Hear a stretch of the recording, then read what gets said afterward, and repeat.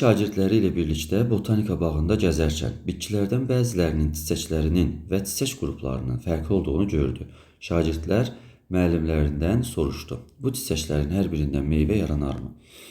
Deməli, burada qarğıdalı bitkisi veribdi. Qarğıdalı bitkisində 10 dişi çiçək, 20 erkək çiçək vardı. Günəbaxan bitkisi veribdi. 600 boru şəkilli çiçək, 400 yalancı dilli şəkilli çiçəkdir. Birinci sualımıza baxaq. Deyir ki, ikisi tapın eyni çiçəyin içərisində həm mitoz, həm də meyoz bölünmə prosesi gedən neçə çiçək vardı. Biz qarğıdalı bitkisini qeyd edək birinci. Qarğıdalı bitkisi bilirik ki, bir cinsli çiçəklər daşıyırdı və bunun bir cinsli çiçəyində pulcuq, pərdəcik olurdu. Pərdələr bitişikdir. Erkəkcik 3-dür, dişicik isə 0-dır. Çünki bu erkək çiçəkdir. Çiçək qrupu da süpürgədir.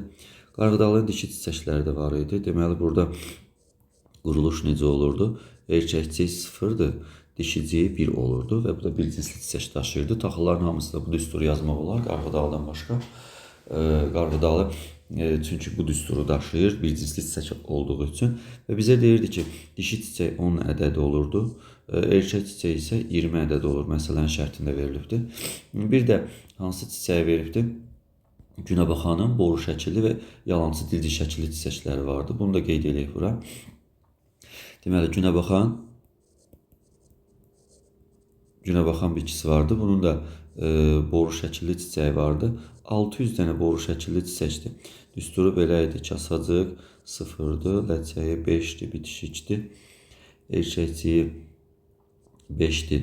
Bu da bitişikdir, dişiciyi isə 1-dir. Bu boru şəkilli çiçəklərin düsturuydu. Bir də var idi burada. Deməli, Günəbaxanın 400 ədəd yalancı dilci şəkilli çiçəkləri vardı. Deməli, 400 yalancı dilci şəkilli çiçəyin düsturu kasa 0-dır, ləçək 5-dir. Erkəkcik də 0 olurdu, dişicik də 0 olur. Yalancı deyirik, erkək dişi yoxdur. Çünki bunlar həşəratı cəlb etmək üçün uyğunlaşan çiçəklərimizdir. Bizim məsələnin birinci şərtində deyirdi, həm mitoz getsin, həm də ki, meyoz bölünmə getsin eyni çiçəyin içərisində. Qarğıdalı bitkisində yəni eyni çiçəyin içərisində həm mitoz, həm də meyoz bölünmə prosesi gedən neçə çiçək vardı? Bilirik ki, bu dişi çiçəkdir. Dişi çiçəkdə misal üçün 10 dənə olsun. Burada verilibdir. Burada mitoz da gedir, meyoz da gedir. Səbəb nə idi? Çünki dişicik vardı. Dişiciyin özündə meyoz prosesi gedəcəkdir.